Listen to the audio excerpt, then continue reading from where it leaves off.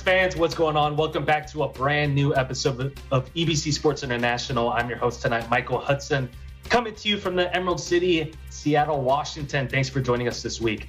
But as always, before we continue with the show, I'd like to introduce to all of you this week's panel. So first and foremost, from the homeland in Quezon City, Philippines, we have Ben Bernaldez. What's going on, Ben? What's up, Mike? And to our fans, Brady's back. A lot of are happy. Some are not. We'll see. Yes, sir. Yes, sir. Next, we have Albert Sese from Toronto, Canada. What's going on? Yes, sir, Mike. How's it going? It's been a crazy week in the NFL with, players moving left and right. Tough to keep up, but we'll keep you guys on track. Let's do this. Let's do it, baby. Let's do it. Last but not least, from New York, we have PJ Hughes. What's going on, P? What's up, Mike? Mike, I don't know if you know this, but last time I checked, there's only one perfect NCAA men's bracket left. Ooh, is it yours? I wish. Man, that is crazy. Well, hey, thanks for joining us tonight, guys. And I just want to remind the viewers that but we're no means sports experts. We're just a group of friends giving our own opinions about the sports world. So before we jump into our main topics tonight, we do have some updates from the sports world this week. First off, our very own Zsolti Horvat has some high school basketball news to share with us. What's going on, Z? It was an incredible night in BC for high school basketball as the provincial championships took place at the Langley Event Center in front of a sold-out crowd. It was the first time in 2 years that the provincials were held due to the COVID-19 pandemic. 4 championships took place from 1A up to 4A, and EBC Sports was there for all the action. Starting in the 1A category, we had the defending champs and number 1 ranked Unity Christian Flames from Chilliwack against Victoria's number 2 ranked Glen Lyon Norfolk Griffins. Glen Lyon started the game strong, taking an early 10-point lead, but a huge 35-point second quarter by the Flames brought them ahead, and they never looked back, winning the title 89-71. Glen Lyon was led by grade 11 star Callum Shillington with 21 points and 7 rebounds, while Unity Christian's Levi Van Egdom took home MVP honors with 35 points and 5 rebounds. Moving on to the 2A title game, number 2 ranked Lambrook Park Lions out of Victoria battled it out against number 4 Westside Wundas of Kamloops. Lambrook Park has always been a powerhouse at the 2A level, and it showed through the first 3 quarters.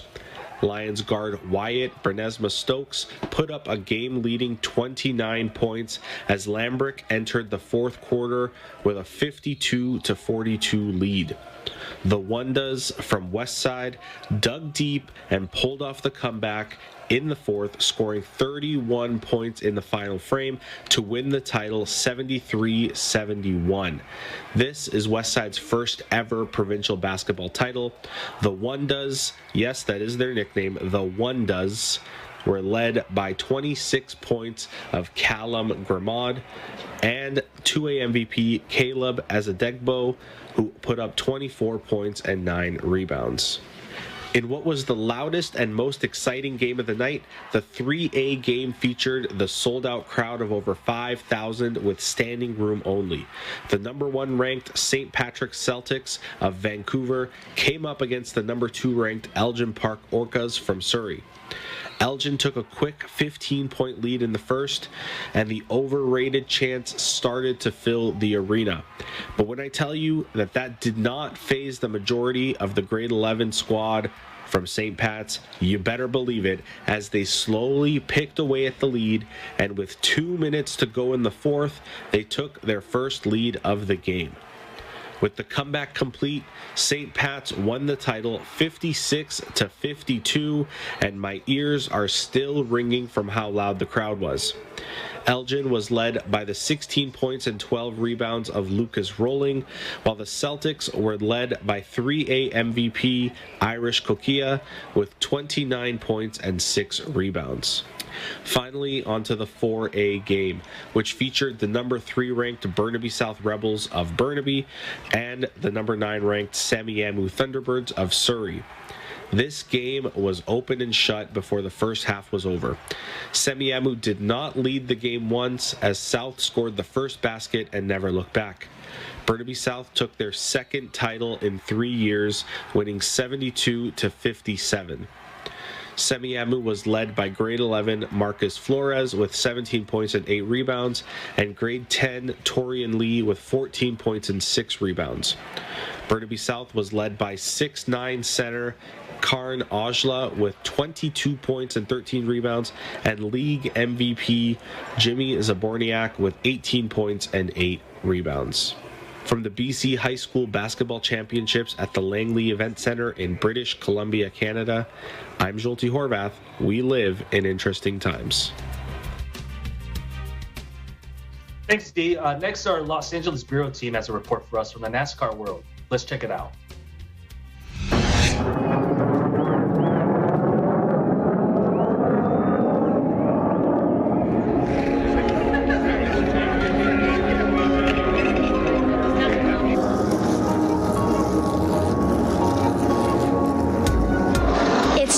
NASCAR racing action at the Auto Club Speedway in Fontana, California. Drivers hunting for season points in the Xfinity and Cup Series bring the thunder and rumble to the track that NASCAR fans have come to expect. Drivers in the Production Alliance 300 and the 25th Wise Power 400 spoke about the plan of attack for their respective races. The biggest thing is no mistakes today, and a brand new car at this racetrack, so saw a lot of mistakes all weekend. People spinning out, wrecking, and just hope to keep it straight today and kind of see what the car will give you. We got to go to the back for unapproved adjustments, but we're gonna go out there and we're gonna get to the front. It's gonna be chaos. It's like I said, it's the first real racetrack for us in my mind, other than Daytona. This place is super wide. We're gonna run top to bottom. You're gonna see 4 or 5 wide on restarts, and it's really hectic as a driver. So you got to be aggressive. You got to take advantage of it when you can, and it's just all in all a very entertaining racetrack. Top finishers of the Wise Power 400 gave a summation of their performance as well as their views of racing conditions. Alan Basso, Yahe Eagle Broadcasting. Starting position today wasn't as desirable as he would have liked. How did you get the job done when, basically the entire race was a fight from start to finish? Yeah, thankfully, the races are so long that if your car is good, it doesn't matter how far back you start. We were able to get to like 12 pretty quickly, so I was very pleased with that. I wasn't sure with the unknown of dirty air and stuff how hard it was going to be to get to the front, but myself and Joey were able to drive up there pretty quickly, and they just had to adjust our car from there. We put ourselves in the game from early on and just had to kind of chip away at it and make good decisions. Both on the pit box and behind the wheel, and we were able to do that today and execute a very good race. It was a lot of ups and downs, but overall, top 5 at the end is okay. You had a chance to win, but got close. The racetrack was great, weather unbelievable, the fans, as always, they never disappoint. They're amazing. Some of the best fans that we'll get to see, in my opinion. So I think the conditions were amazing. Whether in the stands of the Auto Club Speedway in Fontana or having fun at the fan zone, racegoers talked about what makes NASCAR their sport of choice. Today's my very first NASCAR experience. I haven't done this before, but now that my husband got to sponsor a car, he's like, let's go on down. He's like, so you can have like an experience, first-hand experience, and it's been fun. My husband is actually sponsoring car 51 for Jeremy Clements, and we're just enjoying the day. I've been a long-time NASCAR fan. I'm really excited. We actually sponsored a car for the first time where we're helping out with number 36, Alex LeVay, doing a real good job. It's a real good event for the whole family because I've got my kids here. They love it. It's something that they love the cars. They love the sounds. They love all the colors on the cars. So it's been something that we try and do almost every year for the last 5 years. Watching a race in person, there's nothing like it. You got the fans. Definitely the crazy fans, and then just how loud it is. You never expect it to be so loud. For me, it's the smell. It's a smell you can't duplicate at home. Just the burning metal and the rubber. It's one of a kind. You only experience it at races. They have a bunch of cool fan experiences. You get all the manufacturers and the sponsors all get involved to try and create a cool experience for all the fans who come out. There's a bunch of merchandise. events, freebies, that sort of thing everywhere. It's super fun. There's a lot of free stuff. It's an energy of going fast and you want your driver to win, so it's competitive energy. Just buy a ticket and get here, and then it'll never be the same for you. Just get a ticket, get here, and you're good to go. That's all you need to do. Before heading off to the race, we wondered which attendees could answer our question about the NASCAR acronym. What does NASCAR stand for? Oh. This is how far I don't know. National something. National something racing. National Association of Stock Car Racing. You're wrong. National Association. National Association for Stock Car Auto Racing. Stock Car Auto Racing?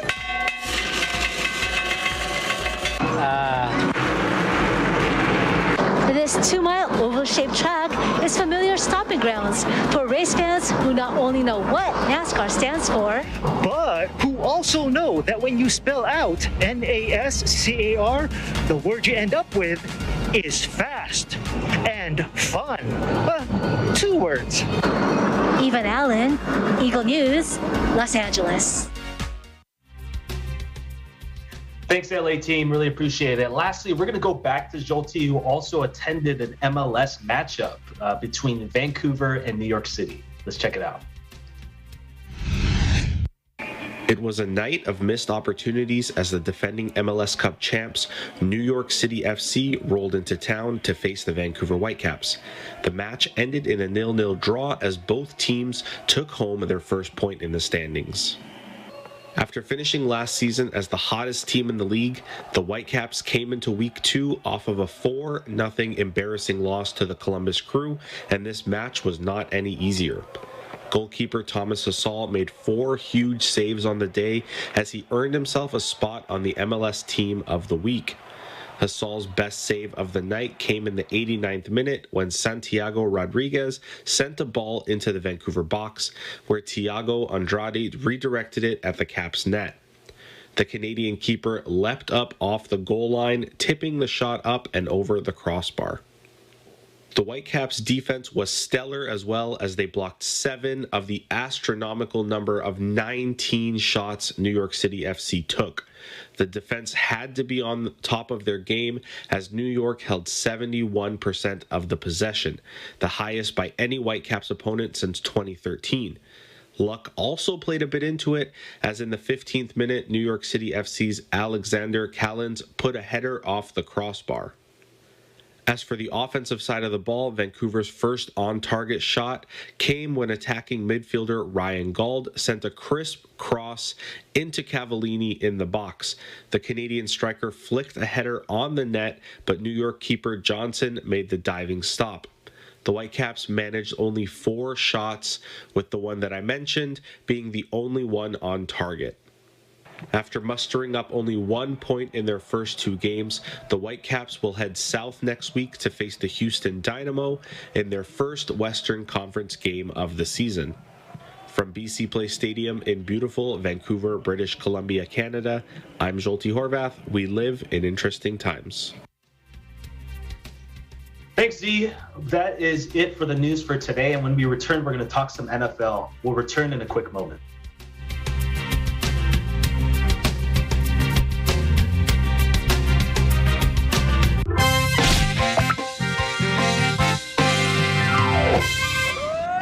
Nakakaboto ka ba? Sa Pampanga kasi ako nakarehistro. Tapos dito ako naka-duty sa Quezon City. Paano ako makakaboto? Pwede kayong bumoto! Pwedeng bumoto? Oo! Sa ilalim ng local absentee voting. Kabilang dito ang lahat ng opisyal at kawani ng gobyerno, PNP, AFP at media. Pwede naman pala eh. Bossing, pati local position, pwede ba namin iboto? Tatakbo kasing mayor yung pinsan ko eh. Ay naku! Ang iboboto lamang ng local absentee voters ay ang Pangulo, Pangalawang Pangulo, sa mga senador at party list. Di bale, ang mahalaga, makakaboto na ako at sana manalo ako. Bakit? Kakandidato ka ba? Hindi. Pero yung nanay niya, sana iboto ako. Ay, naku, walang absentee voter sa parents pagdating sa ganyan. Mabuti pa, pumunta ka sa bahay nila, tapos ikay magpaalam, tapos dalhan mo ng balot para sure ball. Para sa karagdagang kaalaman, makipag-ugnayan lang sa pinakamalapit na barangay o bisitahin ang COMELEC website. A public service message of Net25 for Mata ng Halalan 2022. Matatag, matapang, matapat. Nang mag-isang dibdib sina Cesar at Elsa, tila sila nang may pinakamasayang pagsasama. Lumipas ang mga taon, matutuklasan nila na walang Hindi forever. ba ako pagod? Nag-drop out sa kolehiyo ang anak mong lalaki at alas 3 pa lang ng madaling araw nagtatrabaho na sa palengke. Ikaw na ama ni ayaw mag-overtime? May kasamang lalaki sa kwartong anak mong babae at di mo pinagsabihan. Wala lang. Kahit napapagod ang puso sa bigat ng pasanin na binabalikat mag-isa, sinikap ni Elsa maitaguyod ang pamilya hanggang sa... Padaan ako. Miss, please, na aksidente ang asawa ko. Kumusta ng kondisyon niya? Huwag kayong mag-alala, ma'am. Kamag-anak ni Patient Amador? Biglang gumuho, pati nalalabi niyang pag-asa. Mahal, ano nangyari sa iyo? Ba't nagkaganyan ka? Hanapin mo si Rosa. Ano? Alam niya kung nasa ng bata. Handog ng Net25 ang telenovela na magpapaalam sa napagod niyong puso at bubuhayin muli ang pag-asa. Mi Esperanza. Weeknights pagkatapos ng Mata ng Agila. Dito lang sa Net25, Prime Time ng Pamilya. Let's get together sa init ng summer. Minsan sa bayan ng pinagkaisahan, may dalawang pusong nagkaibigan. Si Binata, happy-go-lucky at nabubuhay ng kontento. Si Dalaga, maprinsipyo at hindi nagpapatalo. Pero mangingibabaw ang puso. Di naglaon, siya'y mabibigo. Hanggang muli silang nagtagpo. Sa bayan, sila'y manunuyo. Si Binata, nangakong magbabago. Sino matatalo? Si Dalaga, ayaw na magpaloko. Sino mananalo? Panalo o talo? It's you! Weeknights pagkatapos ng Mi Esperanza. Dito lang sa Net25, Prime Time ng Pamilya. Let's get together sa init ng summer. Mananalo ba ang prinsipyo ko? Magpapatalo ba ang puso ko?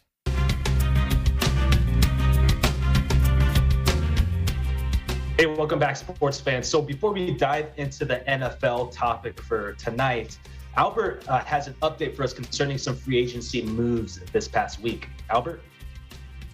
Hey, Mike. Like I said earlier, it's been a wild week in the NFL with both the start of free agency and trades. We saw a number of moves with some franchise players shuffle teams and shake up the league, one of which actually had returned from a retirement for his second stint, which I'm sure we'll talk about later. Of note, beloved franchise quarterback Russell Wilson was officially traded to the Denver Broncos in exchange for Noah Fant, Shelby Harris, Drew Lock, and 5 other draft picks. After 10 years and a Super Bowl ring with the Seattle Seahawks, Wilson joins now a stacked QB lineup in the AFC West, joining the likes of Patrick Mahomes, Justin Herbert, and Derek Carr. We also saw the likes of receivers such as Juju Smith-Schuster sign with the Kansas City Chiefs with a 1-year, $10.75 million deal, and Devontae Adams signing with the Raiders in a 5-year, $141 million deal, and again bolstering what is surely going to be an exciting AFC West. Most recently, Deshaun Watson will be heading to the Cleveland Browns with a fully guaranteed 5-year, $230 million contract. Cleveland will be sending 3 first-round picks and 2 additional picks to Houston as a part of trade compensation. With some big names still on the market, it will be interesting to see where everyone lands when the ball kicks off for the 2022-23 NFL season. Back to you, Mike. Thanks, Albert. Appreciate it. So the biggest news of the free agency that Albert didn't say, I guess he was waiting for me to make the announcement, was Thomas Edward Patrick Brady Jr. is back, ladies and gentlemen. You heard that right. Mr. Brady returns from probably the shortest retirement in sports history and will return to the Tampa Bay Bucks this upcoming season for his 23rd year. So at the tail end of his announcement, which was posted on all of his social media platforms, he indicated that there was quote unquote unfinished business. So PJ, we're going to start with you tonight. What does this unfinished business mean in your eyes? I think it's pretty simple. His unfinished business would be going to the San Francisco 49ers to play for the Niners and win a championship there. Actually, I'm just kidding. I don't think that's going to happen. Obviously, he can't be traded. He has to play for the Bucks. So maybe I know they're kind of thin, offensively. Antonio Brown's no longer there. We don't know the situation with Chris Goodwin, but he says he has unfinished business. I think he's going to try to prove people wrong that, he could play until he's 45. And I think it's very interesting to note that this comes after, obviously, Aaron Rodgers signing that major deal. I think Tom Brady just wants to show that, he still kind of owns the NFL from the QB standpoint. Yes, sir. I have to say, I did not expect it. Personally, I think he was going to make a comeback, but I didn't think he was going to do it this year. I thought he would probably take a year off, relax, enjoy some family time, but he could not even last 6 weeks out of the league. So that just goes to show you how much he loves the game, and it's just crazy. So Ben, I want to go to you. So now that this has happened, and especially with Davante Adams leaving the NFC and leaving the door wide open for the Bucks, do you think the Bucks have a chance winning next year's Super Bowl? Well, first of all, you see after 40 days, Brady announced his return to the NFL. You see his competitiveness still there, his eagerness to play. We will see the greatest quarterback of all time play another year or another 2 years with the NFL. Oh, I think they will still be a contender. They just have to focus on resigning the guys. Most importantly, they have 26 free agents, and then 10 of them are starters. I think Tampa Bay has a great front office, and they will focus on resigning those guys and adding some key players. And I've read some of the news that they have signed already some key players like Russell Gage, Shaq Mason, who played with Brady in the New England Patriots for 5 years and winning 2 Super Bowl. And I think they have this. Just to add to what you mentioned about Brady coming back because he has unfinished business, I think it's winning another Super Bowl champion. I think that's their goal, and I think it's going to be tough for the team to really have the same roster, or probably just be the same roster that they have, or what they can do to win another Super Bowl come next season. I think they have to really do something about resigning those free agents in the roster. Yeah, totally. I know they re-signed Carlton Davis, who was their number 1 DB, and Brian then Gronk is expected to re-sign and come back. I would be shocked if he didn't. But yeah, you're totally right, Ben. I think they just have to fill up those holes, and I really think the only team they have to worry about are the Rams. Obviously, they just came out the Super Bowl, but they're going to be losing a lot of players as well. I know they signed Allen Robinson to that big deal yesterday, but they're going to be losing a lot of their core pieces like Von Miller going to the Buffalo Bills. Huge loss. Albert, I wanted to get your takes on this. As far as the stats go, we know that Brady was top 3 quarterback as far as statistical prowess goes in the league. Do you think he'll put up similar numbers this coming season? So looking at his previous stats, there was no indication that he was slowing down. Usually when a player sort of ages, you sort of see a slowdown in, number of touchdowns, number of yards, albeit with Brady last year, we have to keep in mind, he threw the most number of yards in his entire career with 5,316. So think about that for a second. He's at the quote unquote end of his career, but he's still putting up elite stats. He was still completing about 67.5% of his passes, which was, again, something that he's averaged throughout his entire career. And aside from his 50 touchdown season in 2008 with the Patriots, last year he had his second highest in 43 touchdowns. So again, in terms of stats, it's tough to say that he's actually going to slow down because there's no indication to say that he is going to. We keep talking about his age, and yes, age is undefeated in sports. And I think what it's going to boil down to is like what Ben said, is his competitiveness. When he did retire, he talked about, he sort of lost that step and that drive, but again, within a couple of weeks, he's right back into it, and he seems motivated. So whether it be, the family time that he's spent, and how much he's actually realized how much he loves the game, I don't think stats-wise he's going to slow down. I mean, it's also going to depend on what the Bucs surround him with as well too. If he's got the right pieces, then for sure. But time will tell. It's an exciting time to be a Tom Brady fan and both an NFL fan as well too.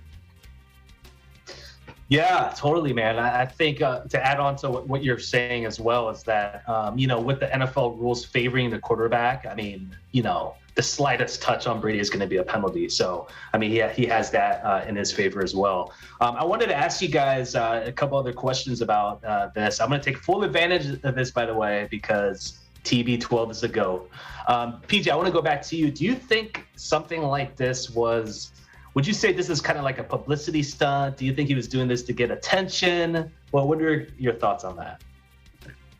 I honestly don't think so. I feel like Tom Brady, he's not the type of person to do that. I think when he retired, I think in his heart, it was time for him to retire. But elite athletes, like pro athletes, the ones who are the greatest at their profession, they are creatures of habit, right? Around this time of the year is the time that Tom Brady would start to get ready for next season in terms of like off-season training, studying plays, the whole 9 yards, doing workouts with certain people. So to not have that, to say that you're retired, but then you kind of have that itch, that feeling, that kind of like that proves that he still has that competitive nature in him to kind of get back out there and really leave it on the out on the field this time.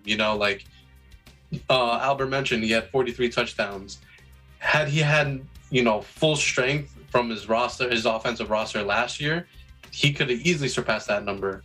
I know they had some injuries last year, obviously with Goodwin and all those guys, but nevertheless, I think what we mentioned at the top of this segment, he still has something to prove. I think he really wants to show that although he's already solidified the fact that he's the greatest of all time, he's going to try to one-up himself for one more year at least.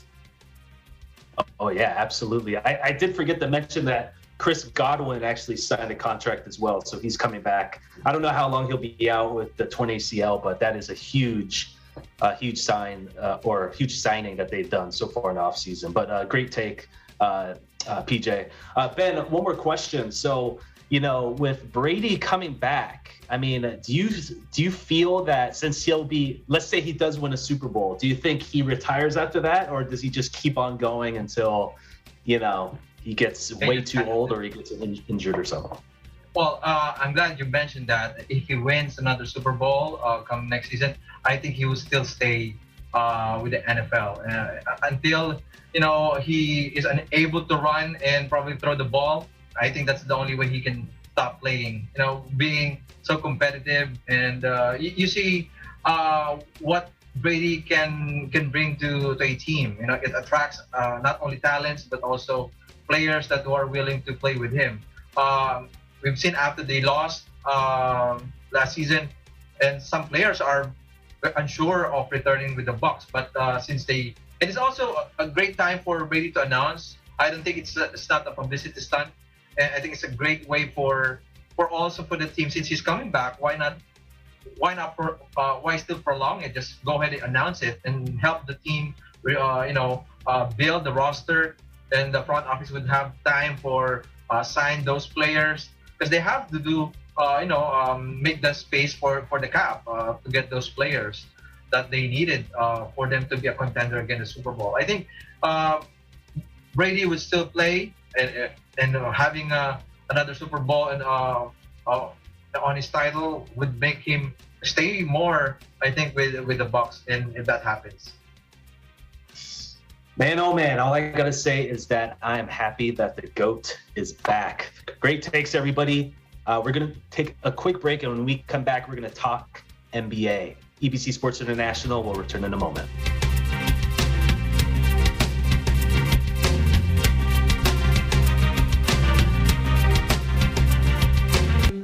Alam namin ang iyong pagsisikap. Dama namin ang iyong mga sakripisyo. Kita namin ang pagharap mo sa bawat pagsubok. Kaya sa kabila ng mga hamon ng buhay, nandito kami para umalalay. Kasi katulad mo, gusto rin namin ang magandang bukas para sa kanya. Hatid namin ang dekalidad na edukasyon at makabagong pasilidad sa abot kayang halaga. Kaya huwag ka na mangamba. Sasamahan ka namin tuparin ang mga pangarap niya.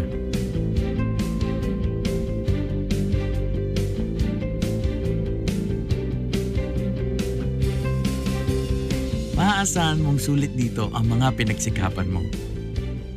Sa aming mga makabagong pasilidad at sistema ng edukasyon. Mailalabas natin ang aking talino at mga kakayahan niya.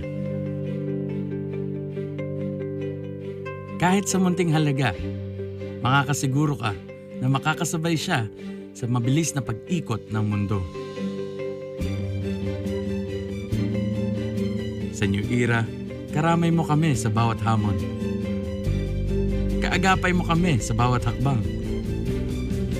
Kasama mo kami sa bawat ngiti at tagumpay.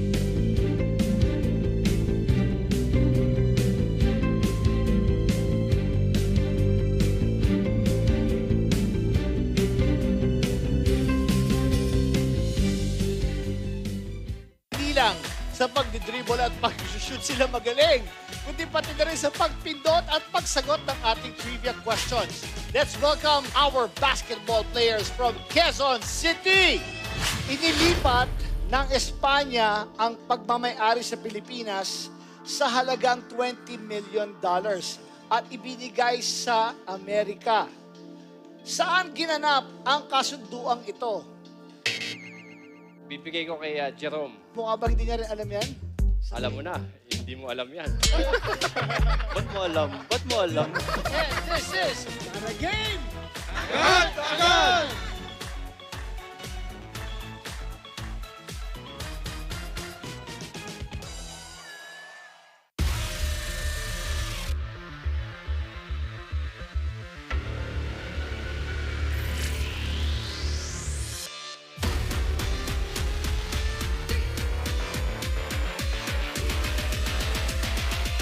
Welcome to Mobile Legends!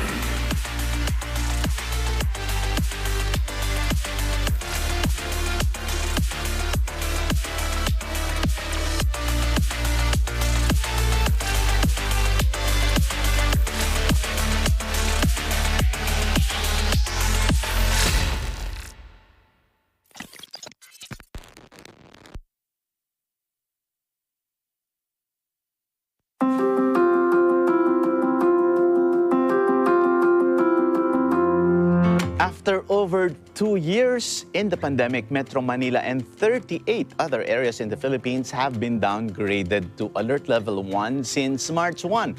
But even so, wearing a face mask is required. Although our faces are covered most of the time outdoors, people still have different concerns regarding their looks. So how can we improve the condition of our skin without breaking the bank? In this episode, we'll talk with a very young entrepreneur who wants her clients to achieve the skin they've long dreamt of. May Nang, founder of the Lemur Corporation, will discuss how her business offers a Filipino beauty brand with a French twist. Giving up is not an option. When you are starting up, syempre, there's a lot of trials na papasok talaga. So, don't get intimidated. Parang isipin mo lagi yung goal mo, like, bakit mo ginawa to? God will always finish what He started. All these in this episode of Open for Business.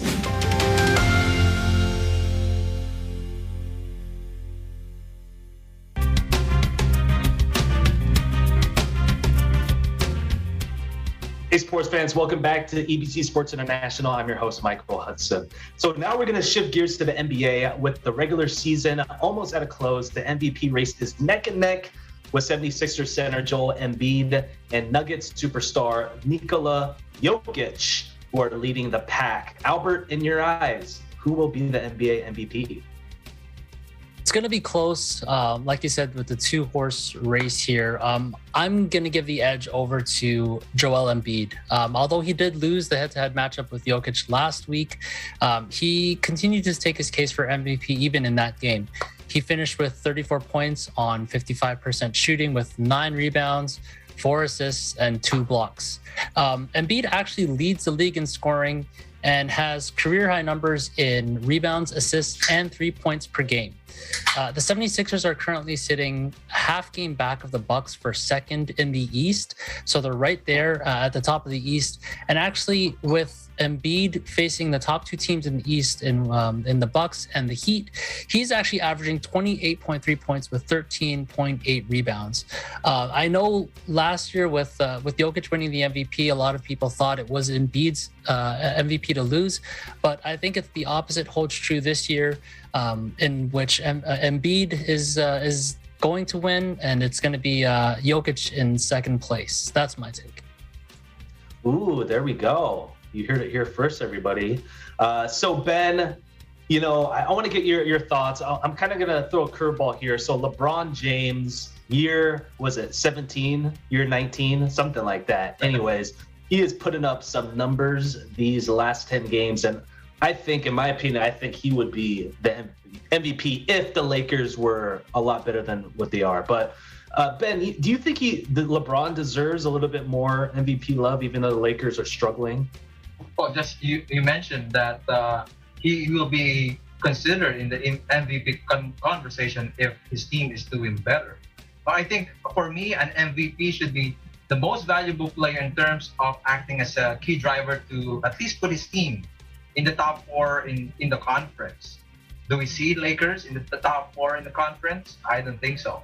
Now, MVP, to get his team the 50-50 record, I don't think that's enough. Imagine being the MVP in the MVP conversation, but your team is playing worst basketball in the franchise history.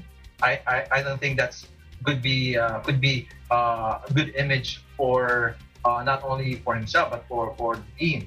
Now, LeBron is a great player, no doubt, and he's a great player. I think his goal this year is to score many points, be a scoring champion. Probably surpass the great on an all-time scoring list. No, I have never seen a team like this. It's the worst LA team that I've seen since I watch basketball. I watch NBA. I think this just focus on winning, making an impact to the team. I think that's the most important thing for an MVP. And I can acknowledge LeBron as a great player, but to be in the MVP race or be in the conversation, I don't think that would be good for for me. I don't think we can include him in that conversation. Understood. PJ, your thoughts on the MVP race this season? Well, for me, I feel like obviously it's going to be between Jokic and Embiid. But there's one person out there I feel that is not getting any love, and I feel like they should get some love. And I feel people should start putting some respect on his name. It is the defending NBA champion MVP, Giannis Antetokounmpo. When you compare his stats to Joel Embiid... I thought you were going to say DeMar DeRozan for a second. No, that's Zolti. No. When you look at Giannis's stats, right, if you're looking by the number, he's only a shade under Joel Embiid for points, but he's out-rebounding Joel Embiid. He has more assists than Joel Embiid, and he has a higher true percentage, shooting percentage than Joel Embiid. I feel like, obviously with Joel Embiid, the beginning of the season, with not having Ben Simmons there, carrying the team that he did up until the trade happened when they received James Harden, kudos to Joel Embiid.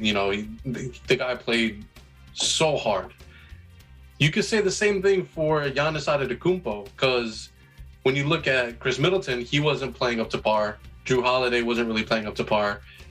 They were kind of struggling in the beginning there, but now all of a sudden, like what was mentioned, they're number 2 in the East, and yet no one's really talking about Giannis Antetokounmpo. So I feel like that's a name that should be kind of thrown into the mix there.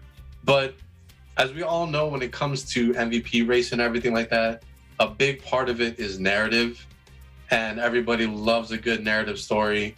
Right now it's between Jokic and Joel Embiid. So, and on top of that, you know, Giannis won 2 already. I don't think people want to see him really win a 3rd one.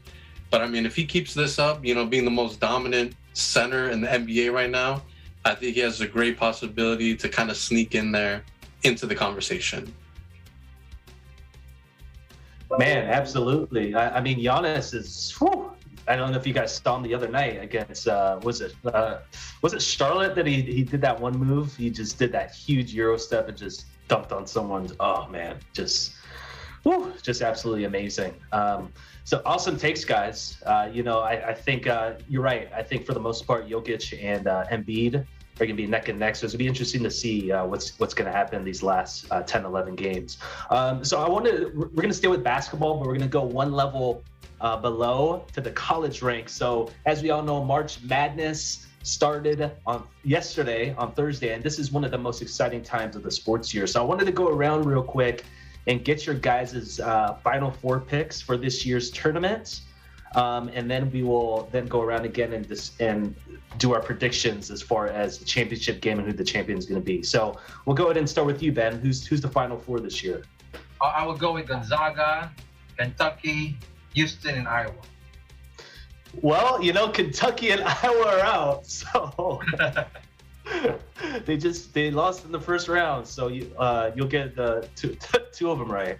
Yeah. How about you, Albert?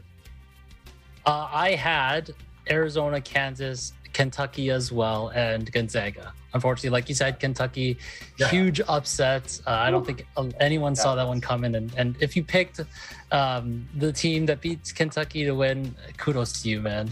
Yeah. Well, that one person, right? Like PJ said, there's one person with a perfect bracket left. That's ridiculous. I can't believe it. How about you, PJ? Final Four. So right now for Final Four, I have it written down.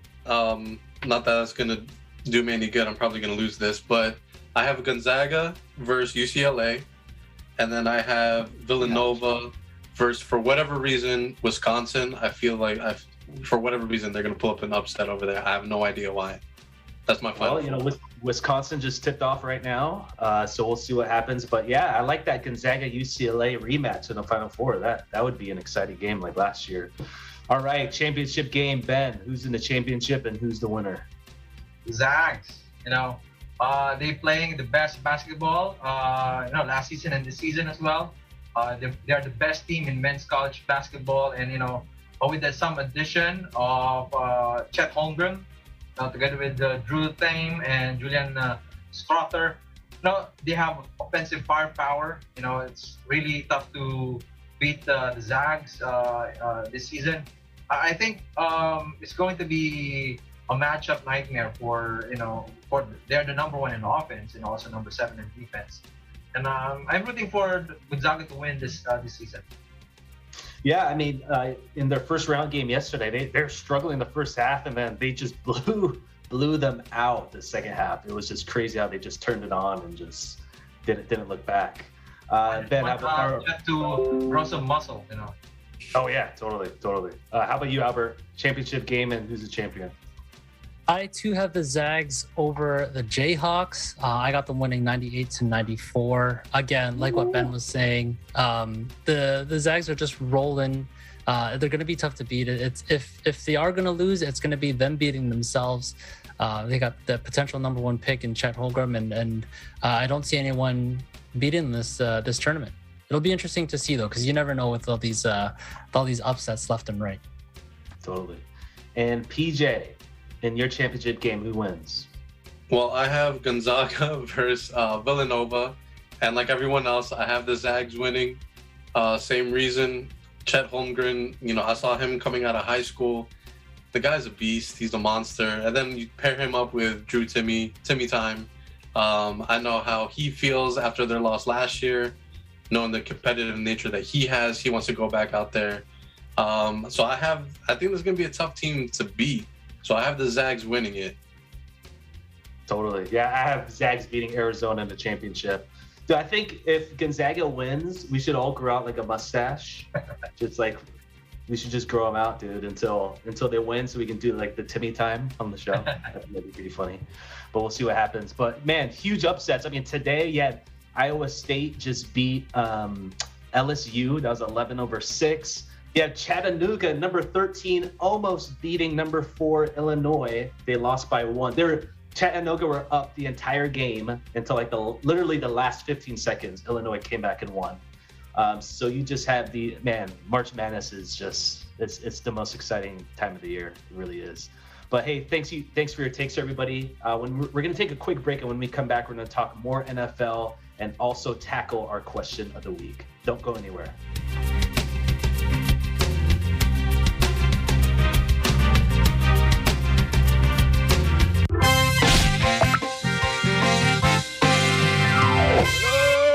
Hoy, alam nyo ba, excited na ang bumoto?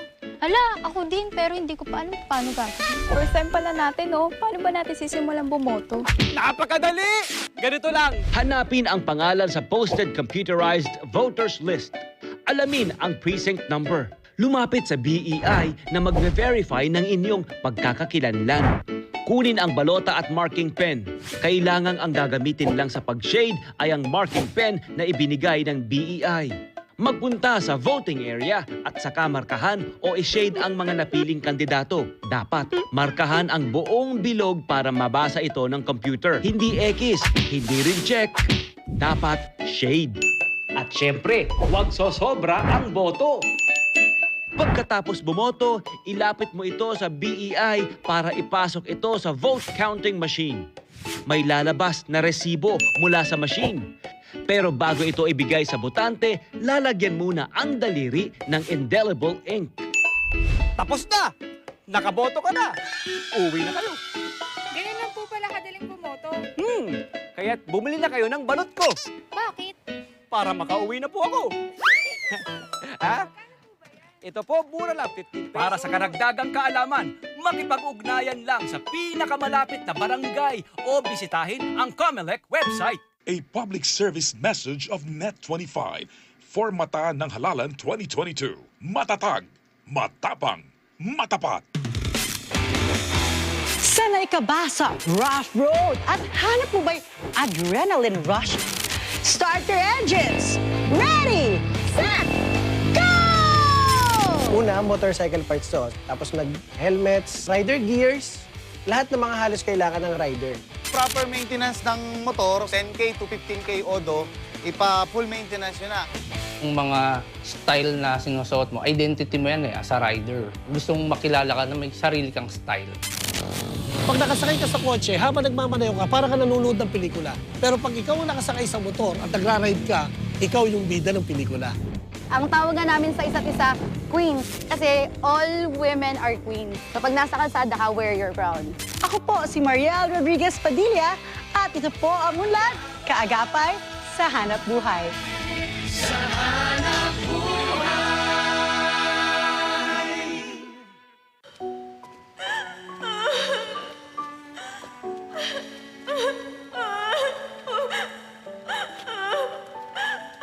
Jingo! Bitiwan niyo ako! Presidenta, parang awa niyo na! Hinihiling ko na buksan ulit ang kaso niya. Bitiwan mo ako, sabi! Kita mo muna ang tiyan mo! Matuto kang gumalang sa babae. Naintindihan mo ba ako? Alam ko ang ambisyon mo matagal na. Pero akong pinakamatandang anak ng pamilya. Ako ang karapat-dapat na tagapagmana. Ano? Siya pala si Nari. Siya ang apo ni President na ng Gusong Group. Magvi-video lang ako saglit kaya paantay na lang ako, ha? Kilalanin at maki-hangout sa kanila.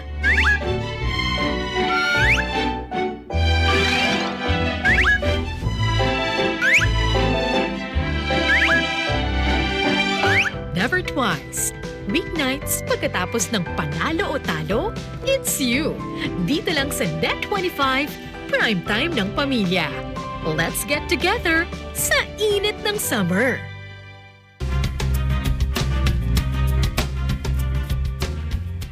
Hey everybody, welcome back to EBC Sports International. So we're going back to the NFL. Former Texans quarterback Deshaun Watson just signed a huge contract with the Cleveland Browns. And there was speculation that he was either going to go to Atlanta or New Orleans or the Carolina Panthers. Even Seattle was in the mix for a little bit, but he decided to go to the Cleveland Browns, signing a 5-year, $230 million fully guaranteed contract. So I definitely want to get your guys' thoughts. Albert, we're going to start with you. What are your thoughts on this new addition for the Cleveland Browns?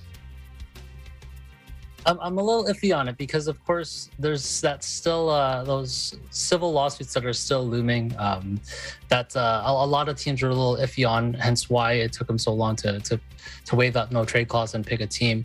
But from Deshaun Watson's point of view, I mean, $230 million guaranteed, which is actually the highest guarantee given to an NFL player ever. So, I mean, yes, he could have went home to play in Atlanta or even, been the starting quarterback for New Orleans, but he had 230 million reasons to pick the Cleveland Browns. I think with the Browns, although Deshaun didn't play last season, he joins a pretty solid offense, again, led by Pro Bowler Nick Chubb and newly acquired Amari Cooper. So it's going to be interesting to see this new Cleveland's Browns front and sort of see how well they do, given the fact that, things didn't really work out with Baker Mayfield and we're still going to have to see where he's going to end up too. So a little iffy on Deshaun Watson. Again, he didn't play last year, so it's going to be interesting to see how well he sort of bounces back in this upcoming season. Yeah, my question is who's he going to throw to? I mean, Jarvis Landry's gone. Odell Beckham Jr. is obviously with the Rams. I mean, they just dropped Hooper. So, I mean, are they going to – I don't know who they're going to pick out. Are they going to draft – I mean, they got rid of their draft pick. So, that's going to be a crazy – I mean, they already had the run game there. But I don't know who he's going to throw to. So, that's going to be very interesting. PJ, I need to get your thoughts. What do you think? Where does this put the Browns as far as relevancy in the AFC? Well, I mean, we mentioned earlier, the I don't know how you would describe it. I guess it's like the gauntlet of, teams, especially in the AFC West. It's going to be tough out there, or in the AFC in general, rather. I just want to say this: it was very interesting to me how all of this played out. When you think about it, first with Baker Mayfield starting out with that tweet thanking the fans and everything like that, it was kind of cryptic. People were like, what's going on? He was like, why can't I just thank my fans? And then next thing you know, he's requesting a trade, and then next thing we know, it's Deshaun Watson playing for the Cleveland Browns. So I think this whole situation has been very interesting. I'm curious, what Albert was kind of, to piggyback off of Albert, I'm curious to see how this plays out in Cleveland. By all accounts, Baker Mayfield was he was the ultimate teammate for the guys on that team. So now how are they going to react to Deshaun Watson coming in, all that guaranteed money, not the same offensive weapons that Baker Mayfield had, but what kind of command and presence is he going to have in that locker room with a new team where the Browns basically got rid of their old quarterback that everybody loved. So I'm very interested to see how this whole situation plays out, how that affects them in the standings when it comes to the AFC. I think, just in general is going to be a lot tougher. I mean, he's still in the AFC coming from the Texans and everything like that, but it's a little bit different. I think the year away from football probably helped him physically. That gave him time to recover, work out, the whole 9 yards. But like what you alluded to, who is he gonna throw to? So I guess that's up for debate. Yeah, totally, man. And AFC North, how rough and tough that division is. So it's gonna be interesting to see what his playing style, how he's gonna be able to adjust to that. Ben, your thoughts on the addition of Deshaun Watson? Well, it was a surprise. I thought he's going to the Falcons or the Saints. Didn't see that coming. For him to go to the Browns, and like PJ said, it's correct. And with changing your favorite quarterback to someone who's untested and not sure, probably he's still able to play. I'm sure he did some making to make sure that he's still staying fit and still able to play. I think we'll see what the Browns will do to add help their offensive roster. Because like PJ said, it's going to be an ensure for the team. I think we'll see the developments, what we'll do to that new addition of Watson. And like Albert said, there's still problems with the court case, and that's going to be a big problem. And I'm really surprised that the Browns really took the risk of getting him. Yeah, really, really surprising. So yeah, I don't know what's in store. I mean, 22 Silva lawsuits, that's a lot. So I mean, even if he clears out like 5 of them, I mean, there's still going to be quite a bit, yes, and that's going to be $30 million to pay.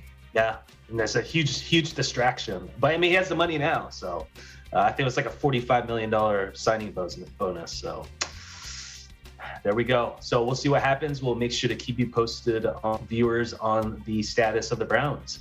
So now we're going to go to our question of the week. NBA legend Kevin Garnett had his jersey retired this past weekend for the Boston Celtics. He's considered one of the best power forwards ever to play, and he was known for winning his only NBA championship with the Boston Celtics in 2008. So the question is, what is your favorite Kevin Garnett memory? Ben, we'll start with you. I guess the Game 6 of the finals, when Garnett started pumping his fist in the celebration. Anything is possible. We've seen Kevin Garnett from his Timberwolves days to the Celtics. He's really an energy and an impact player. You see how he affects the team, his teammates, especially in Boston. They have a lot of respect for Kevin, and especially their 2 years being in the finals. Unfortunately, not winning the second one, but the first championship was really, for me, it was a memorable thing to see. Get Kevin Garnett. I thought he will end up championless, but I'm glad that he won his championship with the Celtics. Absolutely. Albert, how about you, man? Favorite memory? I know yours is another trash talk story, but I'm going to go with one where he was in 2008, where they were playing the Trailblazers, I believe, and they amassed a big lead. So the starters came out and the bench had come in, and the bench actually didn't do a good job, and they actually gave the lead right back. So coach had called the timeout, and Kevin Garnett just reeled everybody in, and it was Big Baby Davis. And again, I emphasize Big Baby because this is where he got his nickname. Kevin Garnett went into him, and Glenn Davis actually went to the end of the bench, put a towel over his head, and started to cry. And Kevin said, "Why are you crying, you big baby?" So that just shows you, Kevin Garnett's competitive spirit, how much passion he had for the game, and I'm sure there's a plethora of other trash talk stories because he was definitely top 5 trash talkers in all of the NBA. So I'm going to go with that one where he gave Big Baby Davis his nickname. Man, that's a great story. How about you, PJ? So I guess it's kind of to tie what Ben had and what Albert had. Kevin Garnett has to go down in NBA history as one of the most intense players to ever play. And we see now, with up-and-coming stars like Steph Curry, the pre-game rituals that everybody loves to come and see. The one that always sticks out to my mind is Kevin Garnett facing the stanchion, talking to just the air. But it was the most intense 30 seconds that you've ever seen. And then he would come out and just dominate, I think that's an image that lasts in my mind. Yeah, I mean, just intense. It was unfortunate to see him get hurt those last, 3 or 4 years, and he just wasn't the same. But man, when he was at his prime, he was just, he was fun to watch. Well, hey, thanks guys for sharing your favorite moments, and thank you everybody for joining us on our episode this week. And on behalf of everyone, we hope to see you as you tune in next week. And make sure to visit our websites at eaglenews.net and eaglenewslive.com, and watch us on net25.com. Like us on Facebook and follow us on Twitter at Eagle News to join the conversation. For Eagle News, I'm Michael Hudson. We live in interesting times.